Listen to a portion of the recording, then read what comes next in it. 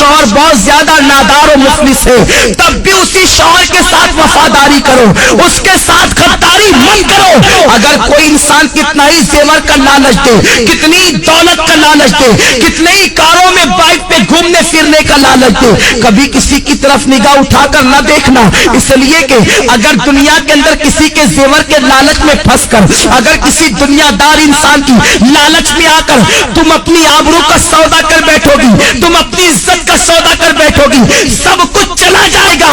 دنیا میں عزت بھی چلی جائے گی اور آخرت میں تم جہنم کا ایندھن بنو گی. اور اگر تم نے اپنی عزت کو سنبھال کر رکھا, اپنی حیا کو سنبھال کر رکھا اور غریب شوہر کے ساتھ تم نے وفاداری کے ساتھ اپنے شوہر کے ساتھ وفاداری کی, تو نبی کا فرمان سنو. میرے آقا فرماتے ہیں جو عورت اپنے غریب شوہر کے ساتھ وفاداری کے ساتھ رہتی ہے, اپنی آبرو کا سودا نہیں کرتی, ایسی عورت کو اللہ میری بیٹی فاطمہ کے ساتھ بغیر حساب و کتاب جنت میں داخل فرمائے گا.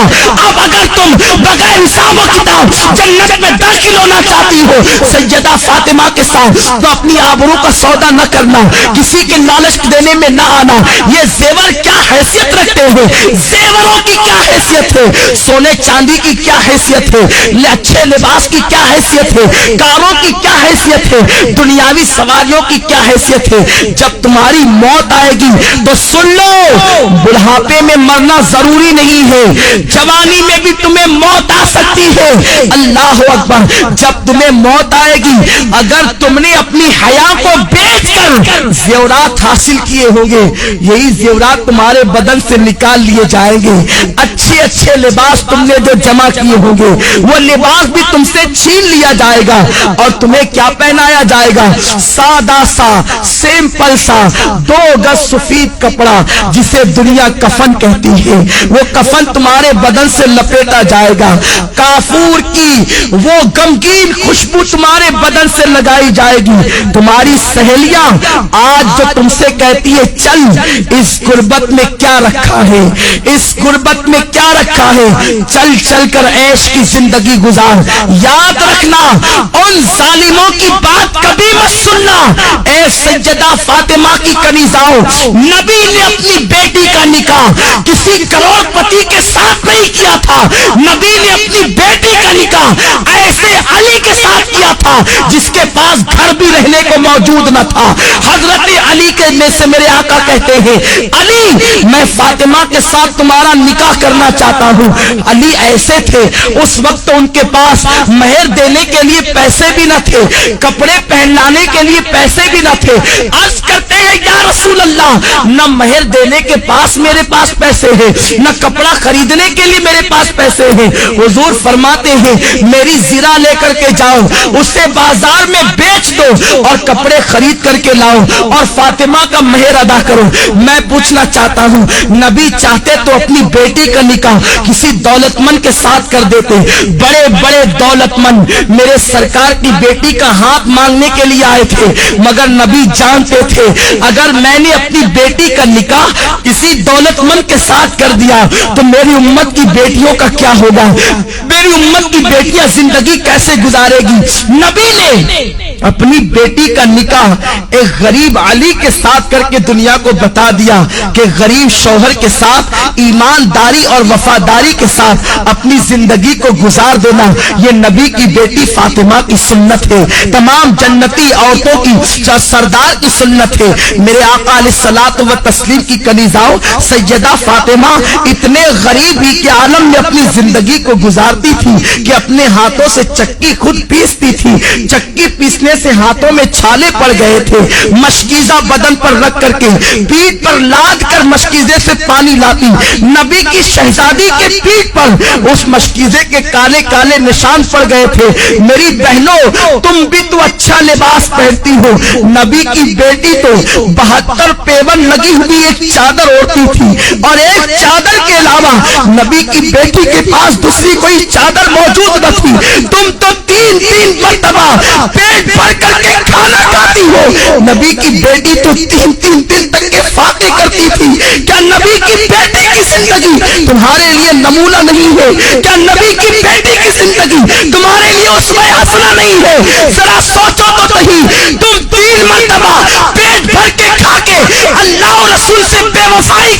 اور وہ 3 دن فاقہ کر کے اتنی نماز کی پابند تھی کہ 5 وقت کی نماز بھی پڑھتی، تہجد بھی پڑھتی، اور جب نفل نماز پڑھتی تو ایک سجدے کے اندر پوری رات گزر جاتی اور سبحان ربی الاعلیٰ کا ترانہ گنگناتی۔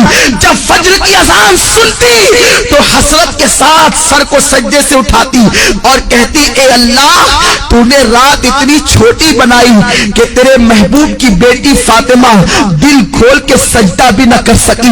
اے خاتون جنت کی کنیزاؤں تم مسلمان ہو، تمہاری تقدیر کا ستارہ بہت عروج پر ہے، اللہ نے تمہیں ایمان کی دولت دی ہے، غیر مسلم عورتوں کو دیکھ کر ان کی طرح بننے کی کوشش نہ کرو، فلموں میں ہیروئن کو دیکھ کر ان کی طرح بننے کی کوشش نہ کرو۔ ذرا سوچو تو صحیح، میرے آقا فرماتے ہیں میں نے عورت کی عزت کو کعبے سے بھی بلند کر دیا ہے، تمہاری عصمت کو نبی نے کعبے سے بلند کیا ہے، تمہیں اپنے آپ کا کوئی خیال نہیں، تم پارکوں میں جا کر اللہ اکبر اللہ کی نافرمانی کر رہی ہو۔ اور سنو،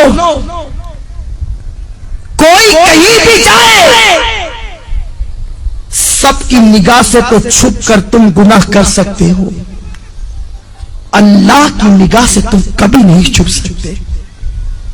قرآن کہتا ہے ان اللہ کان علیکم رقیبا، تم جہاں کہیں ہو اللہ تم پر سخت نگرانی فرما رہا ہے۔ دوسرے مقام پر میرے رب نے فرمایا واتقوا اللہ ان اللہ خبیر بما تعملون، اللہ سے ڈرو کہ وہ تمہارے ایک ایک پل کی خبر رکھتا ہے۔ اور یہ بھی سن لو میری بہنوں، اگر تم نے اللہ سے ڈر کر گناہوں سے توبہ کر لی تو اللہ کے رسول فرماتے ہیں جو اللہ سے ڈرتا ہے اللہ اسے سب سے بے نیاز کر دیتا ہے، اللہ محتاجی کو دور کر دیتا ہے۔ جو اللہ سے ڈرتا ہے اللہ اسے ایسی جگہ سے روزی عطا کرتا ہے جہاں پر اس کا گمان بھی نہیں جاتا۔ آؤ میں آپ کو استقامت فی الدین کے حوالے سے اور اللہ کے خوف کے حوالے سے ایک بڑی پیاری حکایت پیش کروں۔ امام یافعی علیہ رحمت و رضوان فرماتے ہیں میری بہنیں غور سے سنیں اور اللہ کا خوف اپنے دل کے اندر پیدا کریں۔ جب ایک عورت اللہ سے ڈر کر گناہوں کو ترک کر دیتی ہے تو اللہ اس کے مقام کو کتنا بلند فرما دیتا ہے۔ امام یافعی رحمت اللہ تعالی علیہ فرماتے ہیں 2 دوست تھے، دونوں میں بہت زیادہ پیار و محبت تھی، ایک دوسرے سے بڑی محبت کرتے تھے، مگر ایک نوجوان کی کیفیت یہ تھی کہ وہ جلتے ہوئے انگاروں میں ہاتھ ڈال دیتا، اس کے ہاتھ پر آگ اثر نہیں کرتی تھی، وہ جلتے ہوئے کڑاہوں میں ہاتھ ڈال دیتا، تیل کی کڑک اس کے ہاتھ پر اثر نہیں کرتی تھی، وہ بڑے بڑے انگارے ہاتھ سے پکڑ لیتا، آگ اس کے ہاتھ کو نہیں جلاتی تھی۔ لوگ حیران رہتے تھے آخر اس کے اندر خصوصیت کیا ہے، اس کی خاصیت کیا ہے کہ آگ اس کے ہاتھ پر اثر نہیں کرتی۔ ایک مرتبہ اس کا جو بہت زیادہ قریبی دوست تھا اس نے پوچھا یار ذرا یہ تو بتا آخر آگ تیرے ہاتھوں کو کیوں نہیں جلاتی ہے، تو آگ کو ہاتھ میں لے لیتا ہے آگ تیرے ہاتھ پہ اثر کیوں نہیں کرتی ہے، یہ تو بہت تعجب کی بات ہے۔ اس نوجوان نے کہا یہ بہت بڑا راز ہے دوست میں نہیں بتا سکتا۔